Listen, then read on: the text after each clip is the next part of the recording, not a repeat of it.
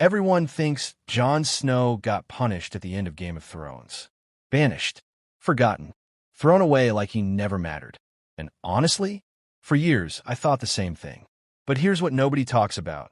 What the show was actually doing with Jon Snow's ending is one of the most quietly brilliant pieces of storytelling in the entire series.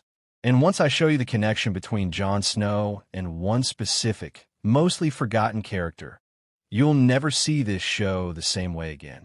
Stay with me. This one goes deep. Let's be honest about where we started. Season 8 lands. The dust settles. Daenerys is dead. Bran is on the throne. And Jon Snow, the man who came back from the dead, the man who fought the Night King, the man who is secretly the rightful heir to the Iron Throne, is sent back beyond the wall. No crown, no castle, no love story, no reward. And the internet exploded. They wasted Jon Snow. His arc meant nothing. He deserved the throne. This is the worst ending in television history. And look, some of that Season 8 criticism is fair. But here's the thing everyone got wrong. They assumed Jon's ending was a mistake. What if it wasn't? What if the writers, whether they executed it well or not, were pointing at something much older, much deeper, woven into the very DNA of Jon Snow's character from the very beginning? What if Jon Snow's ending wasn't a punishment, but the only ending that was ever true to who he actually was? Beat. Music shifts slightly. More thoughtful, less ominous. To understand that, we have to talk about a man most casual viewers barely remember.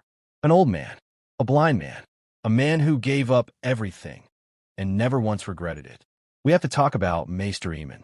Maester Aemon, you remember him, right? The ancient, almost blind maester at Castle Black. The sweet old man who gives Jon advice and then quietly dies before things really fall apart. Most people remember him as a side character, a mentor figure, wise words, soft voice done. But here's what most people miss. Maester Aemon Targaryen was everything Jon Snow was supposed to become. Think about it. Aemon was born a prince of House Targaryen. He was third in line for the Iron Throne. He was brilliant, beloved, and powerful. Kings begged him to sit beside them. His own family pleaded with him to take the throne when dynasty crumbled around him. And he said no, every single time. Instead, he chose the Night's Watch. He took the black.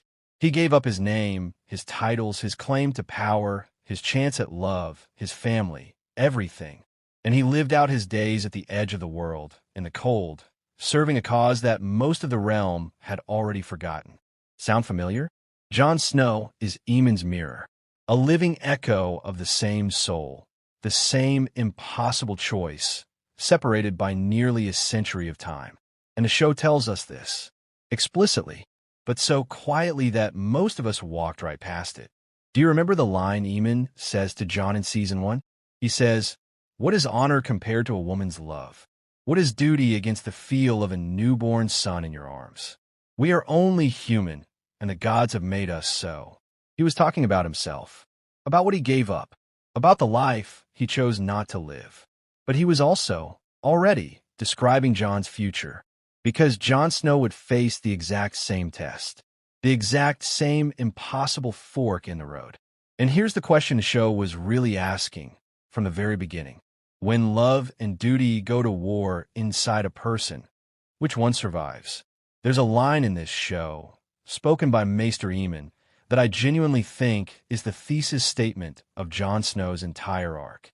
He says it plainly, almost gently, like he's confessing something. Love is the death of duty. 5 words. The whole show in 5 words.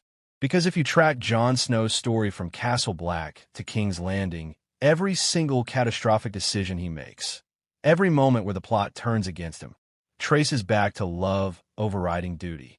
He falls in love with Ygritte. He breaks his vows. He almost abandons the Watch. He goes to save his brother at Hardhome. Duty barely wins that one. He gets murdered by his own brothers. Why? Because he let the wildlings through the wall.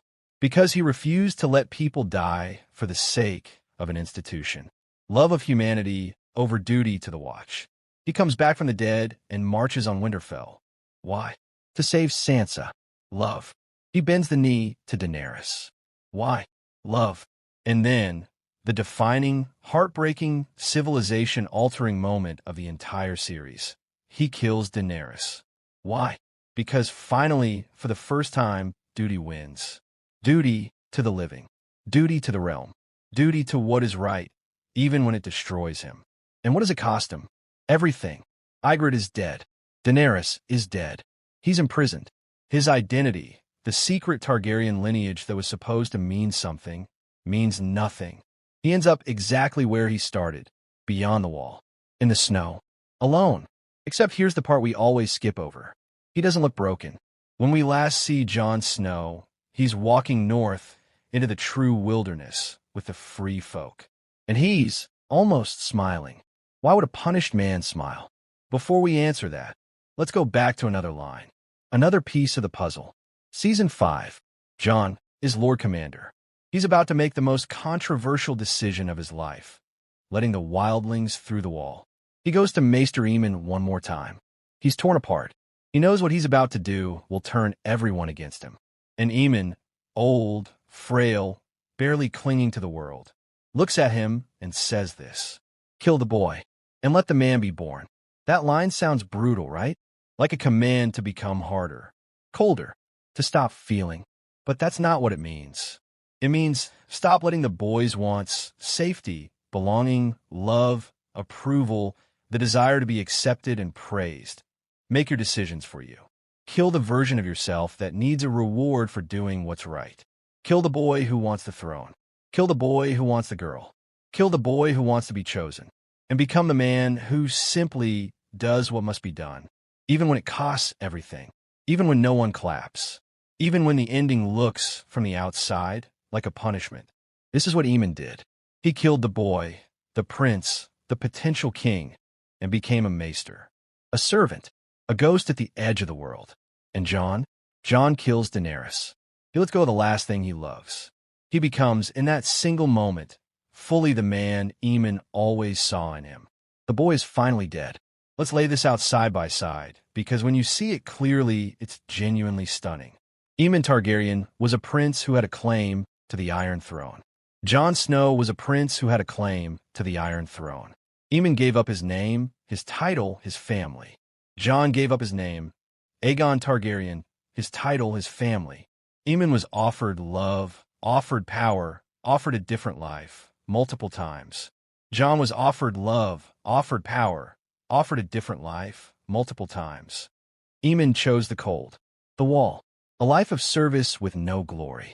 Jon ended up beyond the wall, a life of service, no throne, no glory. Aemon died having never regretted his choice, not once in over 100 years. Jon, in his final moments on screen, walks forward into the wilderness, freely, willingly. And here's the detail that most people never caught. Before Aemon dies, he calls out a name in his final moments. He's delirious. He thinks he's back in the past. He says, "Egg, I dreamed that I was old." Egg, his little brother, the king he served, the life he walked away from. After 100 years, at the moment of death, it's not the throne he thinks about, not the power, not what he gave up. It's a person. It's love. That's the tragedy. And that's the truth. Duty wins. Duty always wins for men like Aemon and Jon. But love is what they carry, quietly, for the rest of their lives. So here's the reframe. Here's the thing I want you to sit with. Jon Snow's ending isn't a punishment. It's a completion. The entire story of Jon Snow is the story of a man being slowly, painfully freed from the need for power, recognition, and reward. Ned Stark raised him to be honorable, and honor nearly destroyed him. The Night's Watch made him a leader, and leadership nearly broke him. His lineage gave him a claim, and that claim nearly became a cage. Daenerys offered him a throne, a dynasty, a future, and accepting it would have meant destroying the world. Every layer of identity gets stripped away.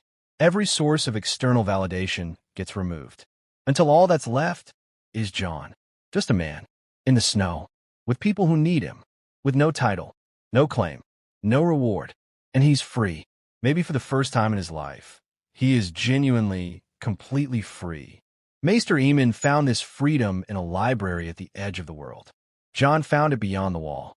Different places, same journey. Same truth. Love is the death of duty. But maybe the reverse is also true. Maybe duty, fully embraced, fully completed, at the cost of everything you love, is the beginning of a different kind of peace. Here's what I want to leave you with. We live in a world that tells us the story should end with a crown, with a throne, with the hero standing on top, victorious, beloved, rewarded. Game of Thrones, at its best, was always arguing against that. It was always saying, the people who want the throne are usually the wrong people for it. And the people who are right for it, the Jon Snows, the Maester Aemons, are the ones who walk away from it. Not because they're punished, but because they finally understand something the rest of the world never quite grasps. Power was never the point. Duty was the point. Service was the point. Sacrifice, real sacrifice, not the kind that gets songs written about it, but the quiet, cold, unwitnessed kind. That was always the point. Jon Snow didn't lose. Jon Snow became Aemon. And if you know what Aemon's life meant, then you know that's not a tragedy. That's the highest honor a man like Jon could ever receive. If this made you see Jon Snow differently, share it with someone who still thinks he was robbed. And tell me in the comments, did Jon Snow get the ending he deserved or the ending he needed? Because I genuinely don't think those are the same thing.